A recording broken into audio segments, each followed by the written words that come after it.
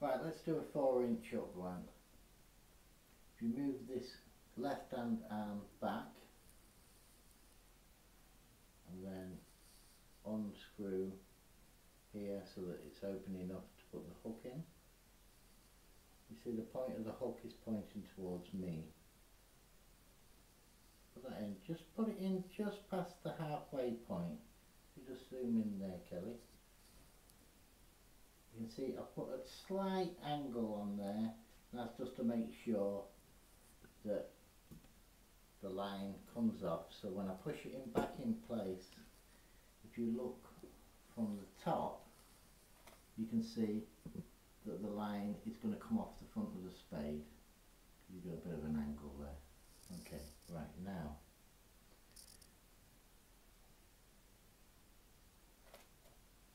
You pull the right arm back and put your loop onto the prong. You only need to turn this at this point if you want to add 2 inches to the 4 inches. Okay, so I've got my hand here. I'm now swapping hands. If you can just come out slightly there, Kelly, so that you can see my hands. So I've swapped hands, and then I'm putting my finger over the line and then onto this prong here.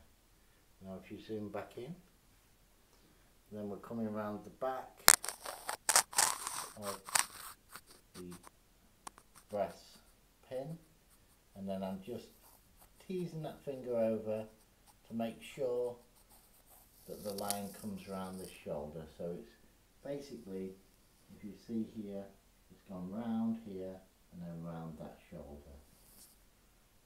Okay, so if you stay here and just show the handle there, Kelly, if you just, there you go. Right, so one of the common problems that people do is they try now to pull really hard to get this on tight to this shank of the hook. You need to start turning first, don't be in a rush. And if you zoom in, Kelly, so we can see, so I've got it at the top of the spade, I'm not in a rush, so I've almost done 2 turns, and I'm not pulling too hard, and it eases it down.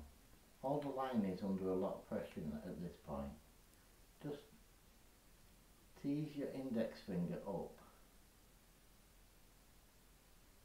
and what that'll do is that starts it off going the right way. Once it's started, then you make sure there's next to no pressure on here.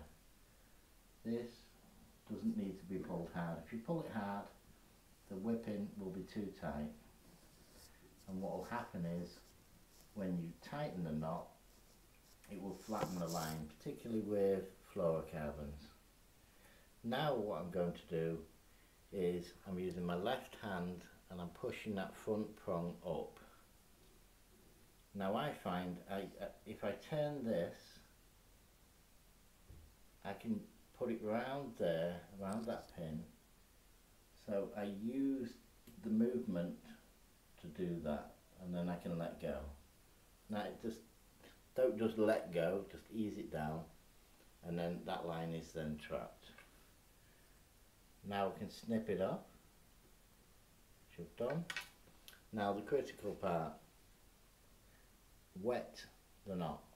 If you don't wet the knot, you're going to burn the line, you're going to damage it. Now press this back prong, and if you zoom in there, Kelly, so that people can see, that's now released the knot. So now what I'm going to do, I'm going to turn the thumb wheel in a controlled fashion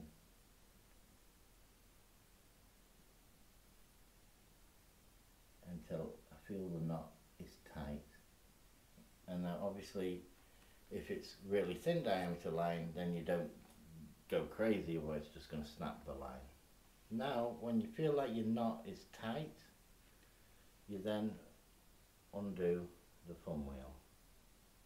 Once you do that, the hook pops up. As you can see, the hook has popped up now. use my fingers and I grab that.